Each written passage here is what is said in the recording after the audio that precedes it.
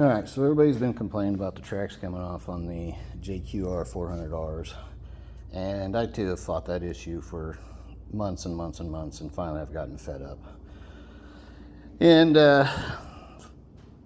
with a little bit of troubleshooting and looking through all of the forums and the different videos, and everybody kept saying tracks.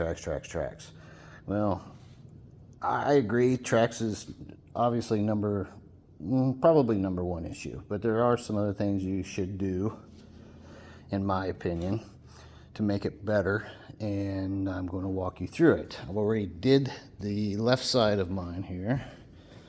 To give you a quick overview, there's a brace right about here that goes all the way through or across, and I took that brace completely out. And I added this roller, and that roller is set in there. Basically, I took the two distances here and divided it in half and set that roller in that place. I had to go a little bit less than halfway, less being closer to the rear roller, because there is a brace on the back side that if you go exactly halfway, you will drill into that brace and will not be able to put a bolt through it. So move it over a ½ inch and you'll be just fine. It won't hurt anything. Secondary thing I did is there's also a cross brace down here. And I took my plasma cutter and I reduced that cross brace down by half. And the reason for that is looking at my old tracks here, I could tell that these tines were getting tore up from hitting the bottom of those braces. Okay, otherwise there's nothing else on the mini skid that would cause this to happen on every single tine if it wasn't rubbing on something. So what was happening is excuse me, as you're going along, bumps and stuff pushes these up, and that push, if they're not exactly super tight or whatever, they will hit that brace and damage it. So I took that brace, I took the rear one completely out, and then I reduced the other one down by at least half, if not more. So that's my game plan. That's quick, down and dirty, and in the next video I will show you exactly where I cut and how I did everything. Alright guys, so first of all I want to start this off with saying I am not a professional. Okay, I am mechanically inclined and I do have an engineering background. But with that said, here is how I am attempting to fix the tracks issue. So I have bought a new set of tracks, and those tracks I purchased are these. They are 1 inch wider than the OEM ones. However, I've been told that they work just fine. So anyway, those are the tracks I got. I can post a link below. It's from an American place website. I think they ship from Wyoming, Montana, Iowa, someplace like that. But anyway, so right down here, I'll try to shine a light down there, is this brace. Okay, that brace there is the one that I cut in half on the other side, and that's exactly what I plan on doing on this side. What I mean by cutting in half, I'm talking about cutting it down, so from like taking this down halfway across. So instead of being, what is that, inch and a half wide, something like that, it will only be 3/4 inch. And that keeps those tines, gives those tines room to hit your rollers and stuff before actually pressing up against this brace, damaging your tracks.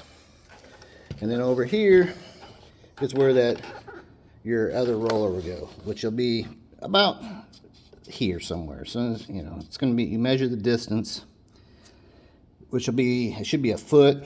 It's going to come down to about 6, I think it is. You got to reduce it down 1/4 inch or so, just so your head bolts will clear this bracket on the back side over here that goes across. It's pretty cut and dry. Once you mark it, all you do at that point in time, well, what I did on the other side was once I had my depth and everything, drilled my holes. Now there is a brace here. I'll see if I can shine it up, get it. That brace right there, that one there has to come completely out. So you cut that one out, drill your holes, and your new roller will do the same thing as what that brace is doing. There's really no reason to have that there. That brace is only giving this rear section a little bit of support, since there's nothing there other than this thin, cut out piece. So, but your new roller will give that support right back.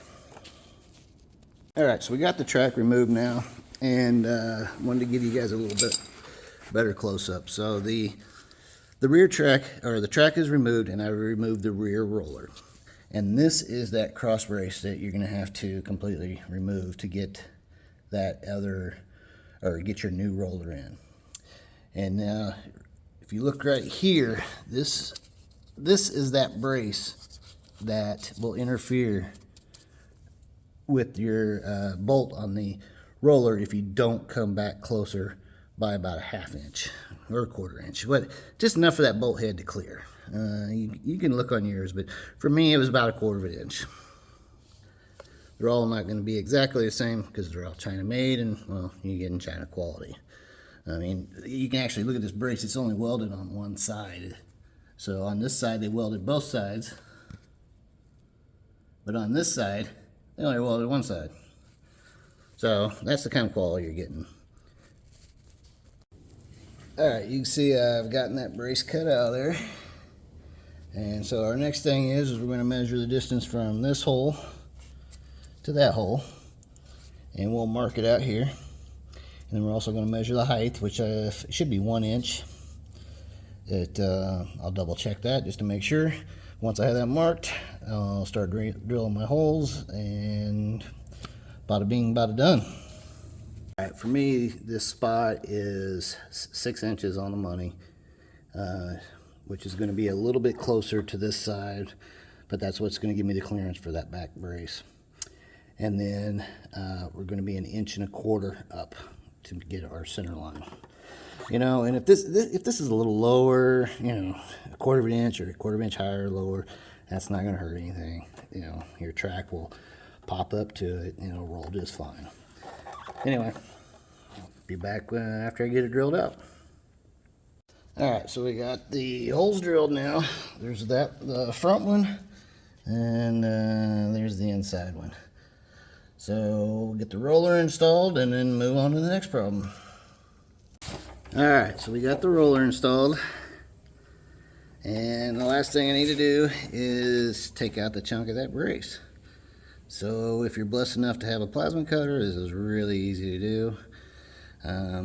If you don't, the only thing I could tell you to do is going to be a crap ton of grinding to get it down, or maybe a small sawzall blade, but you're just not going to have a whole lot of room. But like I said, if you have a plasma cutter, this is a 2-minute job. So once it's done, I'll show you what we got. Alright, so just took the plasma cutter, notched her out pretty good across there, gave it some clearance, and so now I'll get the new track put on and give it a whirl.